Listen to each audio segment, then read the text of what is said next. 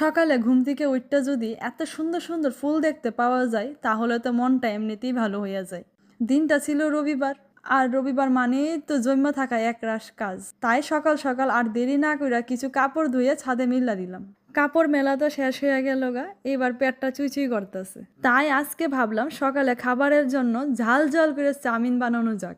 রেসিপিটা কিন্তু খুবই সহজ। প্রথমে কড়াইতে তেল গরম হয়ে গেলে গা রসুন আর পেঁয়াজ কুচি দিয়ে হালকা নাড়া চেড়ে নিলাম। তারপর তাতে দিয়ে দিলাম schezwan chutney, red chilli sauce, green chilli sauce আর সোয়া সস। সসগুলি একটু ফুটতে উঠলেই সেদ্ধ করা চাউমিনটা দিয়ে দিলাম। এরপর উপর থেকে কয়েক রকমের মশলা ছড়াইয়া দিয়ে ভালো করে একদম নাড়াচাড়া দিলেই তৈরি হয়ে গেল গা ঝাল ঝাল চাউমিন। দেখতে যেমন লোভনীয় লাগতেছে, খাইতে কিন্তু জাস্ট অসাধারণ। খাওয়া দাওয়া শেষ কইরা চলে আইলাম আমার প্রিয় একটা কাজ করার লেগে। আজকে কিছু আবার নতুন গাছ লাগামো।